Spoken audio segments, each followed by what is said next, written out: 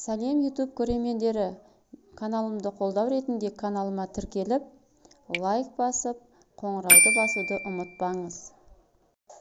Осындай жұмсақ әрі дәмді ерекше бауырсақты дайындау жолдарын үйренгіңіз келсе, видеомды соңына дейін көруге кеңес беремін.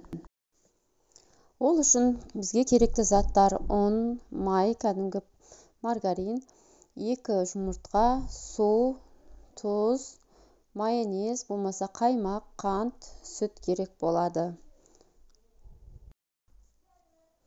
500 граммдай жылы суға 1 ас қасық тұз, 2 чай қасық ашытқы,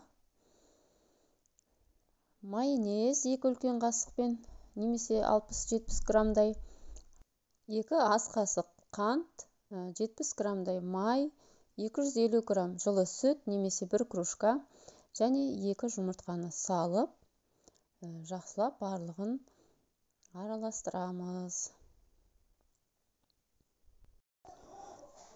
Ұнымызды елекштен елеп алғаннан кейін біртіндеп осылай саламыз.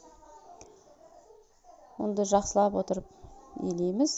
Қамырымыз жұмсақ болған дұрыс, өйткені көтерілуі өте ұзақ болады. Осылай біртіндеп салып шығамыз барлығын. Қамырымыз қоюланғанша, қалғанын қолмен елесек болады. Қамырымыз дайын. Енді оның бетіне майды жағып, су майды осылай кішкене жабыспақ болады. Маймен жағып жіберсеңіздер болды. Сосын кейін бетіне пакетті жауып, осылай бір жарты сағатқа жылы жерге қойып қоясыздар. Қамырымыз дайын. Дайын болған қамырды 2 рет қайтадан иілеп, немесе 1 рет қайта иілеп, 5-10 минутқа тағы да қойып қойсаңыздар, өте жұмсақ болады бауырсақ. Міне, қамырымыз дайын болды. Өте әдемі көтерілді. Енді бұл қамырды 2-ге бөліп аламыз. 1 жартысын қойып қоямыз, 2-ші жартысын жұқалап отырып жаямыз.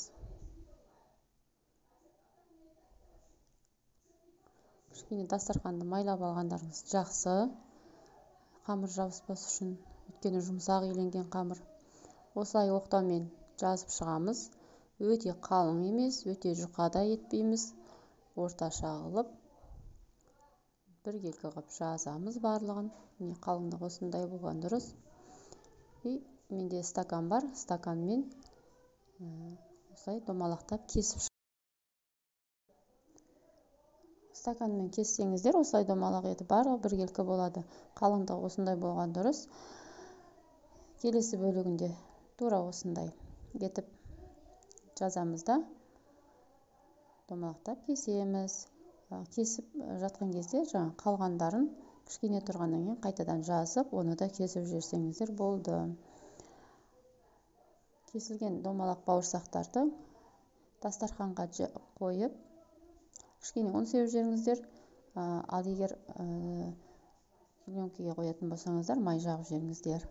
Дастарханға қойылғаннан кейін кішкене 5 минут тұрса болады.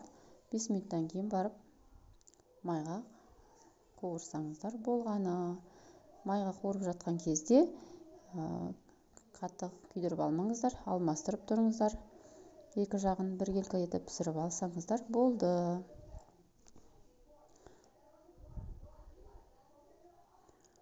Осымен бауырсағым дайын. Өте жұмсақ әрі дәмді, ерекше бауырсағым дайын болды. Бассаңыздар қандай үлпілдеп тұр. Осындай бауырсақты жасап қайталап көріңіздер. Видеомды соңына дейін көргендеріңізге мың алғыс. Келесі видеоларымды да қарап шығыңыздар. Комментарий қалдырып, лайк басып, каналыма тіркеле кетіңіздер.